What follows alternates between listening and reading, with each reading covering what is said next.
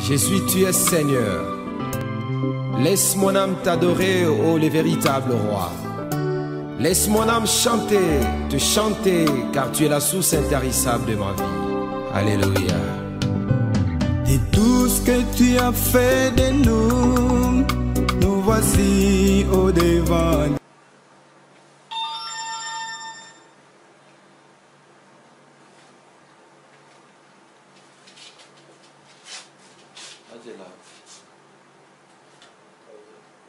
Voilà. Bonsoir mes amis, vous qui aimez la RTNC, notre chaîne nationale, ici chez nous dans notre chère province du Kassai, précisément dans la ville de Chikapa. Alors, nous sommes là ce soir pour un sujet tellement important pour tout chrétien digne de son nom. Et le sujet important pour tout chrétien digne de son nom, c'est la Pâque. Vous savez qu'il y a des églises qui fêtent la Pâque, il y en a d'autres qui s'abstiennent, qui disent que ça n'a pas d'intérêt. Alors ce soir, nous sommes là pour en parler. Nous allons discuter pendant un bon nombre de minutes. Et à côté de moi, j'ai quelqu'un qui est mieux placé pour qu'on discute de ces problèmes. Allez voir, vous comprenez déjà de quoi, de qui il est question. Ce n'est pas les moindres de la ville, non seulement de la ville de Chikapa ou de notre province, et aussi dans notre pays, le beau pays que j'aime beaucoup, le Congo. Alors il s'agit du docteur Jean-Pierre Kumba. Bonjour monsieur le docteur. Bonjour, le grand pasteur Mbaya Michi. Alors, docteur, nous sommes là, nous allons parler de la Pâque.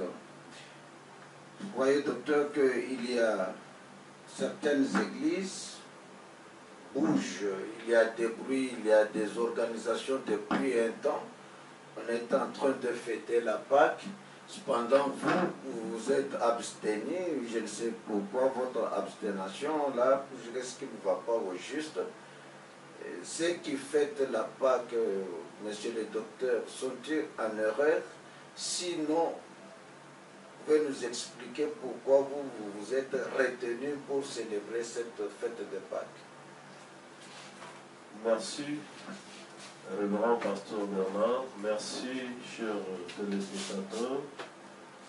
Nous sommes là pour éclairer le peuple de Dieu. Les églises, les pasteurs qui célèbrent la Pâque sont voilés. Ils n'ont pas eu un discernement parfait au sujet de cette célébrité. Lorsque vous êtes une église, l'église est l'œuvre de Christ. Parce que c'est lui qui est l'initiateur de l'église, et la première personne à citer le mot église dans sa bouche.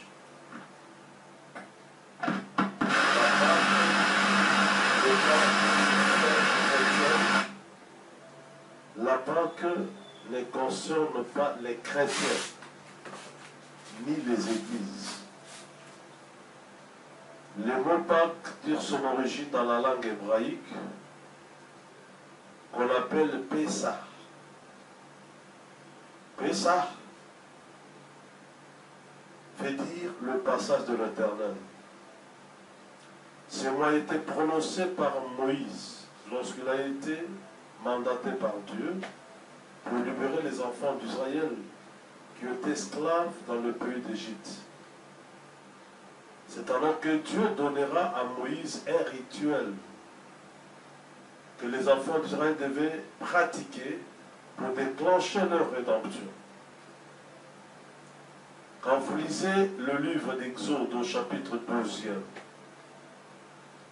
vous lisez tous les chapitres, Dieu dit à Moïse, par les enfants d'Israël, ce mois ici, ça sera le premier mois de l'année. Que chaque enfant d'Israël, que chaque maison prenne un agneau âgé d'1 an, qu'il le prenne le 12e jour de ce premier mois, qui le garde 4 jours. Le 14e jour, les enfants d'Israël vont immoler l'agneau. Lorsqu'ils vont immoler l'agneau, ils vont prendre le sang de l'agneau, mettre sur les linteaux de leurs portes. Je passerai au milieu de la nuit pour pouvoir tuer le premier-né des Égyptiens. Avant que je ne passe, que les enfants d'Israël immolent l'agneau, qu'ils prennent le sang de l'agneau, qu'ils le mettent sur les linteaux de leurs portes, qu'ils utilisent la viande de l'agneau, qu'ils la rôtissent au feu, qu'ils la mangent avec des herbes amères et de pain sans levain, en mangeant la viande de l'agneau rôti au feu, qu'ils aient leurs souliers aux pieds, leur ceinture au rein et leur bâton à la main. C'est la Pâque de l'Éternel. Voilà où est sorti ce vocabulaire. Quand Israël a fait ses rituels, Dieu a tué le premier-né des Égyptiens, il a épargné le fils d'Israël, il les a fait sortir du pays d'Égypte, il les a menés dans le désert. Étant arrivés dans le désert, c'est là que Dieu dira à Moïse que les enfants d'Israël conservent le souvenir de cette cérémonie pascale. Chaque les 14 du premier mois, tous les enfants d'Israël célébreront la Pâque. C'est pourquoi la Pâque est une fête judaïque. C'est une pratique de la religion des Juifs. Mais nous, les chrétiens, nous n'avons pas un commandement ou une obligation de pratiquer la Pâque. Mais Jésus a dit aux chrétiens de pouvoir célébrer la Sainte Seine. Parce que j'écoutais les autres qui disent, qu'en célébrant la Pâque, nous annonçons la mort et la résurrection de Jésus. C'est que Jésus n'a pas ordonné. C'est que Jésus a ordonné, il a ordonné la Sainte Seine. Quand vous lisez le livre de Luc au chapitre 22, la Bible dit que Jésus prit le pain, il le rompit, il donna à ses disciples, prenez, mangez ceci et mon corps qui va être brisé pour le salut de plusieurs. Il a pris la coupe du vin, il a rendu grâce sur la vie, il a donné à ses disciples, buvez ceci, c'est mon sang qui sera versé pour le pardon de plusieurs. Faites ceci en mémoire de moi. Alors la Sainte Seine est la fête chrétienne. Et cette fête-là, nous la célébrons quand nous voulons. Il n'y a pas la date fixée pour la Sainte Seine. Vous pouvez célébrer la Sainte Seine au mois de janvier, au mois de mai, au mois de décembre, autant que vous voulez, mais dans les modèles que le Christ a donnés.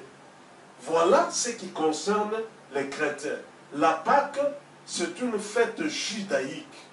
La fête chrétienne qui annonce la mort et la résurrection de Jésus, c'est la Sainte Seine. Voilà la vérité biblique pour un chrétien authentique.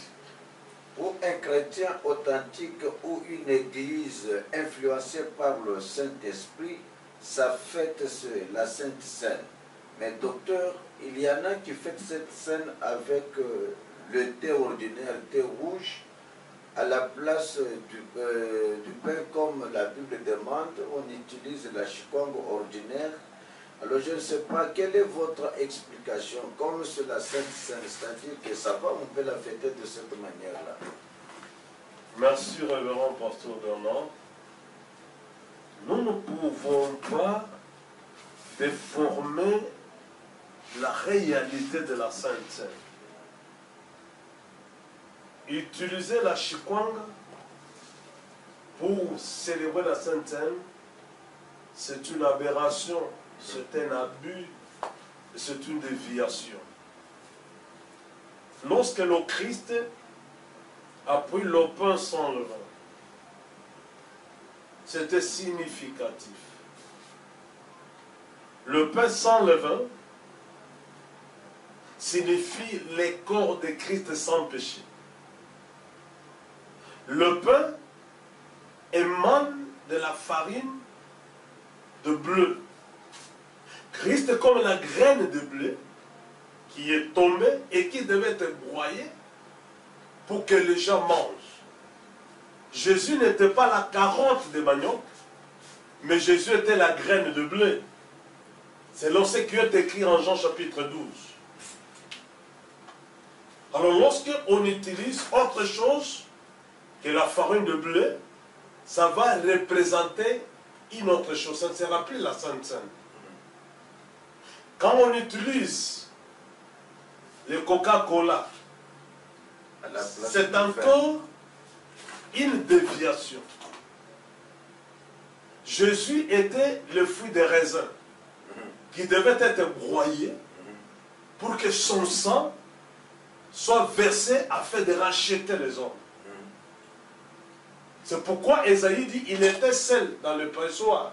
C'est pourquoi il avait un vêtement teint de sang. Alors la Sainte Seine doit être célébrée avec le pain sans levain et le jus du raisin qu'on appelle le vin des raisins. Parce que le vin des raisins a une vertu qui reflète ce que réellement Jésus a fait. Et le pain sans levain reflète les corps de Jésus sans péché. Voilà ce qu'enseigne la foi sincère. Alors pourquoi Jésus s'attache plus au vin?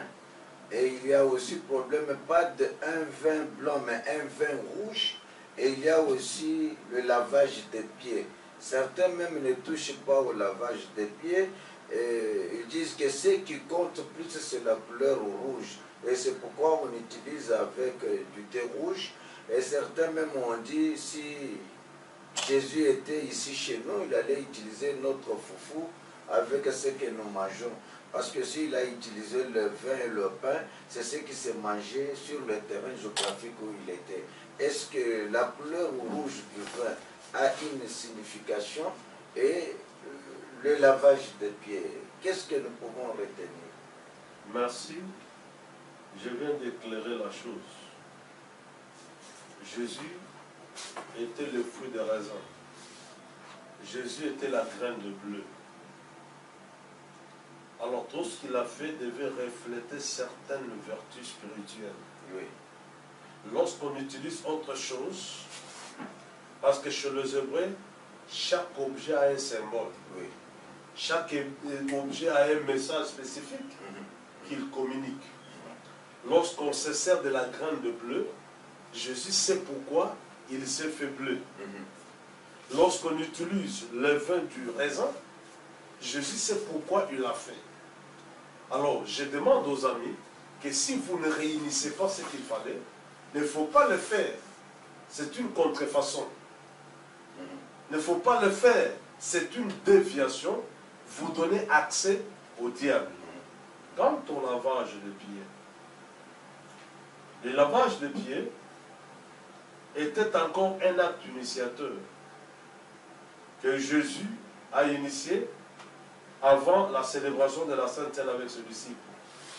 La Bible dit en Jean 13 que Jésus a pris un bassin, il a enlevé sa tunique, il a pris l'eau, il a commencé à laver le pied de ses disciples.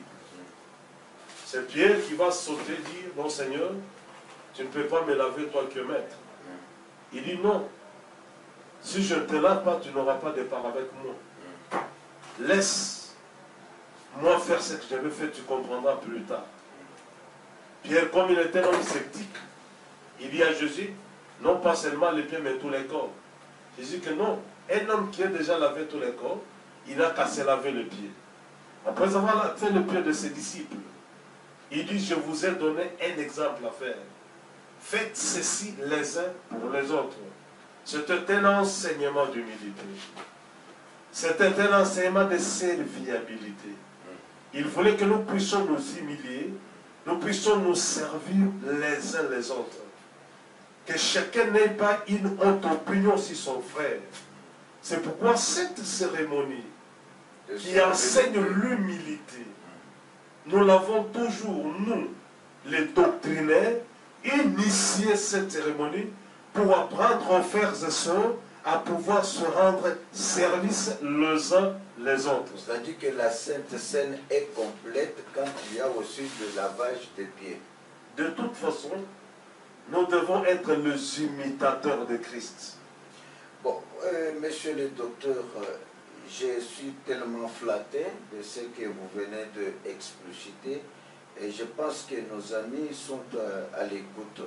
Alors vous avez dit que la Pâque, de toute évidence, c'est une vérité juive. Ça a une signification différente avec la Sainte Seine.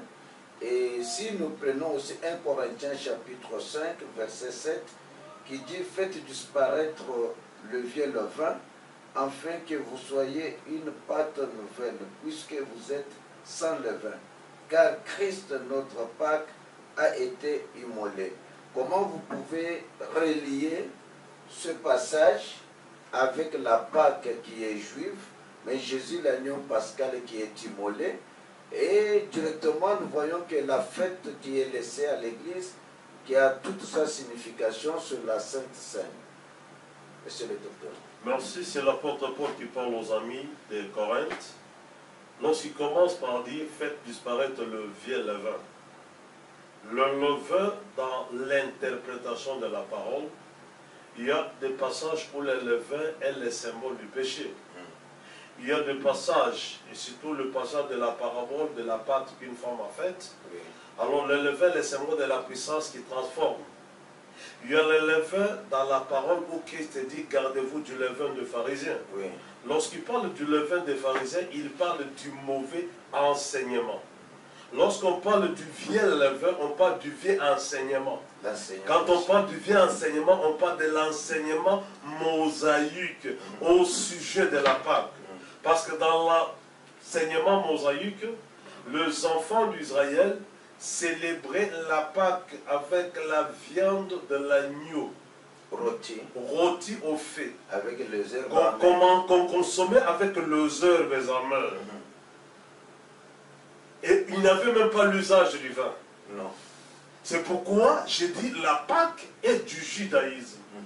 Alors quand le Christ institue la Sainte Seine, il nous donne des matériels qu'il faut utiliser, qui reflètent son œuvre, l'œuvre de la rédemption. Il utilise simplement le pain sans levain, l'image de son corps, il utilise le vin rouge, l'image de son sang, qu'il a même dénommé le sang de la nouvelle alliance. Et lorsqu'on parle d'une nouvelle alliance, c'est qu'on se détache de l'ancienne alliance. Oui. Alors quand les gens pratiquent les rituels de l'ancienne alliance, l'apôtre dit qu'ils sont voilés. Voilà ce qu'il y a là, cher révérend pasteur. Et pour compléter ce que vous venez de dire, Christ a célébré la Pâque et il a institué la Sainte Seine. Vous comprenez que ce sont des choses qui sont passées au même moment. Il fête la Pâque, ça passe, il tourne la page, il met en lien et place la Sainte Seine avec demande de faire ça, comme vous l'avez dit au début, sans date fixe, mais à tout moment. Mais quand on parle à tout moment, il y a un problème de désoir. Alors, qu'est-ce que nous pouvons retenir entre les deux soirs? Et surtout que vous étiez aussi en Israël, vous avez vu quand même certaines autres réalités. Veuillez un peu fixer nos amis qui nous regardent le problème de désoir et de ne pas avoir une date fixe. Parce qu'il y en a qui célèbrent la Sainte Seine le matin, à midi. Cependant, la Bible souligne bien entre les deux soirs. Merci beaucoup. D'après l'origine latine, la Sainte Seine veut dire repas du soir. Exactement un repas du soir. Alors, les amis qui célèbrent la Sainte Seine dans les avant-midi sont grandement dans l'erreur. Ils sont égarés, ils doivent revenir. Parce que lorsque vous faites la Sainte Seine, dans les avant-midi, ce n'est plus la Sainte Seine, c'est autre chose. Alors, lorsqu'on parle du soir, où on doit briser le pain entre les deux soirs, d'après les Hébreux, Le soir commence avec la descente du soleil. Oui. Le soir commence à partir de 13h jusqu'à 24h. Maintenant, entre les deux soirs, c'est l'heure qui est au milieu de 24h et de 12h. C'est que la Sainte Seine doit commencer à être célébrée à partir de 18h jusqu'à 24h. C'est-à-dire au crépuscule. Voilà la vérité biblique. Lorsque vous voulez célébrer la Sainte Seine, vous devez commencer de 18h jusqu'à 24h. Pas à 1h, pas à 17h. Pendant cette période-là. Et en utilisant le matériel que le Christ a indiqué. Lorsque vous faites cela, vous êtes dans le vrai, vous êtes dans la vérité, vous êtes dans le chemin étroit, le chemin qui amène les hommes à la vie éternelle. Alors qu'est-ce qu'on peut retenir? Parce que des fois nous disons que les jours de culte, chaque jour de culte, c'est de la Pâque. Et la Sainte Seine, c'est une cérémonie. Maintenant, il y a des gens qui prennent la réalité de la Sainte Seine pour appliquer à la Pâque. Vous ne voyez pas que, docteur, il y a quelque chose qu'il faut ajuster. Parce que la Pâque, pour les Juifs, c'était sorti de l'Égypte. Jusqu'à aujourd'hui, quand ils fêtent la Pâque, ils pensent qu'ils étaient en Égypte et la délivrance. Et ils peuvent dire que nous aussi, aujourd'hui, nous fêtons la Pâque parce que Christ est notre délivrance. Alors là, nous comprenons que si Christ est immolé, notre agneau pascal, c'est pour dire que chaque culte, c'est de la Pâque. Et comment maintenant distinguer la Pâque avec la Sainte Seine pour que les deux ne se mêlent pas?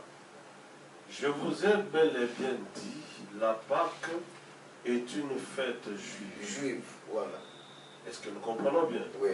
La fête chrétienne, c'est la Sainte Seine. C'est ce qu'il faut retenir. Est-ce que nous comprenons? Et la Sainte Seine n'a pas une date fixe. Vous pouvez la célébrer chaque jour. Chaque jour, mais respectez seulement une fois l'an, 2 fois l'an, mais respectez le matériel et les heures fixées par la parole du Seigneur. Et je vous ai démontré ceci. Les gens qui célèbrent la Sainte Seine exactement à la fête que les catholiques ont pris chez les Juifs pour initier, parce que les Juifs ont un calendrier lunaire. Oui. Nous avons le calendrier solaire. Chez les Juifs, le premier mois commence le 15 mars. N'est-ce pas? Comme Dieu leur avait dit, que vous prendrez un agneau. Le premier jour du premier mois, vous le gardez pendant 10 jours. Et le 14e jour, vous l'immolerez entre les 2 soirs. Alors, le premier mois chez les Juifs commence le 15 mars. Et les Juifs comptent le mois selon l'apparition de la lune. Oui. La lune peut apparaître le 29, Oui. le 30, voire même le 1er. Alors, il déclare la fin des mois et le début d'un autre mois, que lorsque la lune apparaît. Oui. Voilà pourquoi il fixe des dates de la Pâque au moment où la lune apparaît et disparaît, il calcule 14 jours. Oui. Et pour fixer beaucoup plus voilé, ils suivent la fixation Oui. de la Pâque en Israël. En Israël juif. C'est lorsque les Juifs, eux, définissent le jour de leur Pâque selon le mouvement de la ligne qu'ils communiquent ailleurs. Ailleurs, oui. Vous verrez, autrefois, ils célèbrent la Pâque le 24 avril, mais cette fois-ci, ils ont célébré le 21. Le 21, oui. Cette date-là, ils l'ont tiré où? Des fois aussi le Ils ont 14. tiré cette fête-là chez les Juifs Oui. qui respectent le rituel mosaïque. Alors nous sommes des chrétiens. Nous devons célébrer la Sainte Seine quand nous voulons ou quand le Saint-Esprit nous met à cœur de pouvoir célébrer. Nous n'avons pas l'obligation de suivre la date de la fête juive pour commencer à célébrer la Sainte Seine. Voilà l'évidence. Merci beaucoup, frère docteur JP. Parce que quand nous comprenons le problème de la Pâque, je peux parler de fête de l'indépendance. Parce que si chez nous, nous parlons de notre fameux le 30 juin, Et chez eux aussi, comme ils quittaient l'Égypte, c'était la délivrance pour eux, pour récupérer la terre promise. Eh bien, mais la Bible nous dit que tout chrétien consciencieux doit participer à la table du Seigneur, c'est-à-dire tout le monde doit manger la Sainte Seine. Mais comment certains fixent ça seulement pour 144 000? Est-ce qu'ils ont vraiment raison à la lumière de la Bible? Merci beaucoup. Ça, c'est juste une théorie ou une doctrine des témoins de Jéhovah qui comprennent mal les Écritures et beaucoup plus l'Apocalypse. Oui. Le 144 000 que les témoins de Jéhovah disent que ce sont eux qui sont habilités à pouvoir participer à la Sainte Seine, c'est encore une grande hérésie, une déviation. Le chiffre 144 000, nous le trouvons dans le livre d'Apocalypse au chapitre 7e. Alors, le 144 000, la Bible a défini clairement que ce sont les fils biologiques d'Israël. Quand vous lisez le chapitre 7, on décrit même qu'il y a 12 000 de chaque tribu, tribu de Ruben, tribu de Juda, tribu de Manassé, tribu d'Éphraïm, de Benjamin, ainsi de suite. Alors, les 144 000 ne composent pas l'épouse, ce sont les Juifs. Et d'ailleurs, les 144 000, ce sont le nombre de Juifs qui vont être gagnés au christianisme après l'enlèvement de l'épouse. Lorsque l'Église sera enlevée, la Bible démontre qu'il y aura des prophètes, appelés autrement des rois, en Apocalypse 11, ou des chandeliers qui iront en Israël pour témoigner Jésus devant les Juifs, disant aux Juifs, c'est lui dont vous avez dit à Pilate, crucifie-le, relâche-nous Barabbas, Jésus de Nazareth, c'était bien lui votre Messie que vous avez méconnu et vous l'avez livré pour qu'il soit crucifié. Alors lorsqu'il était loin, le deux chandeliers, que j'appelle les deux ailes de l'aigle, sur la femme de l'Apocalypse 12, qui iront en Israël, lorsqu'ils vont témoigner le Christ devant les Juifs, la Bible atteste qu'il n'y aura que les 144 000 d'entre les Juifs qui vont croire au témoignage de des témoins. Or, d'après la démographie, Israël compte au moins 14 millions de Juifs au monde, où Israël lui seul a 7 millions de Juifs.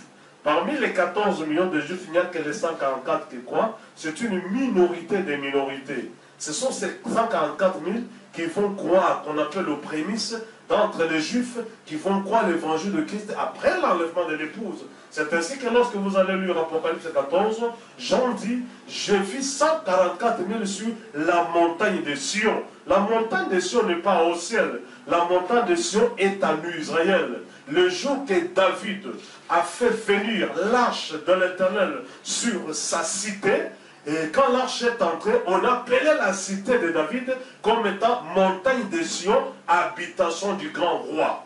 Voilà la vérité biblique.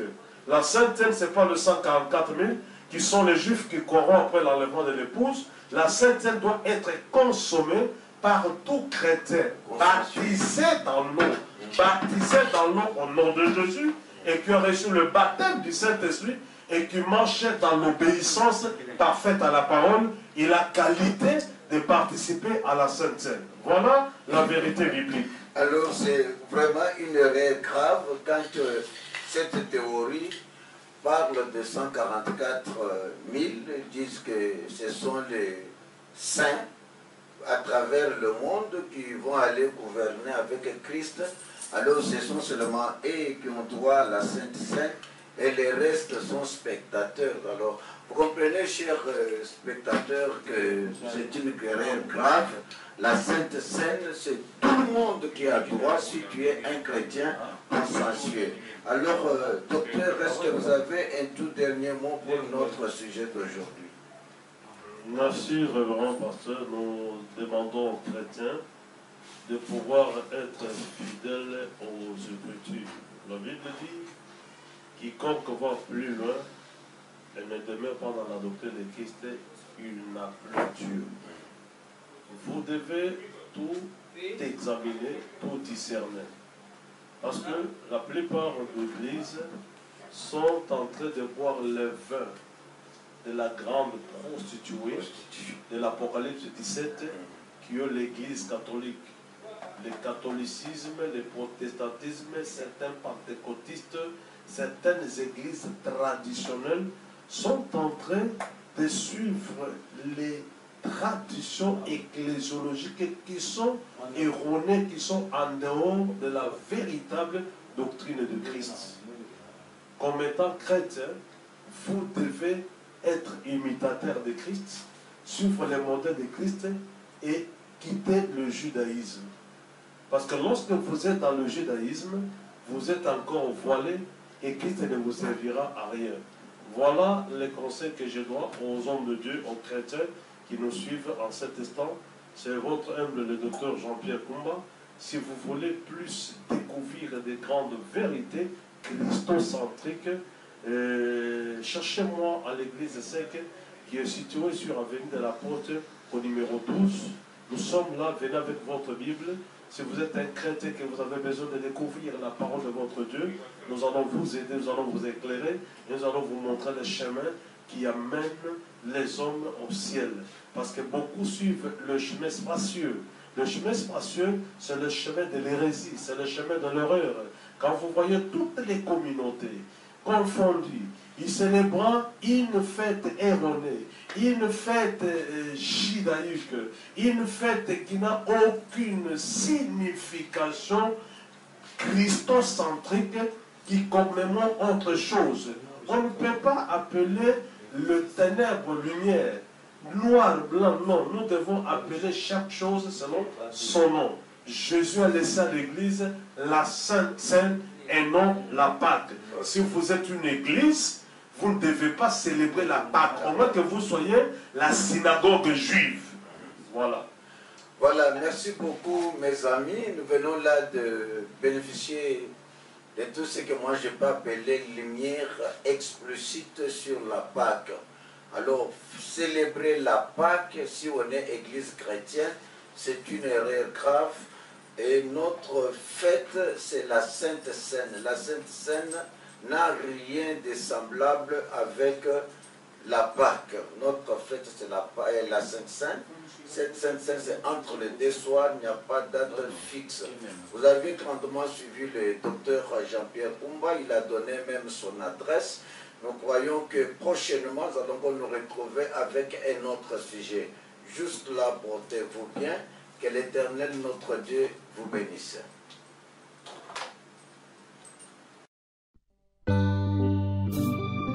Je suis, tu es Seigneur. Laisse mon âme t'adorer, ô le véritable roi. Laisse mon âme chanter, te chanter, car tu es la source intarissable de ma vie. Alléluia.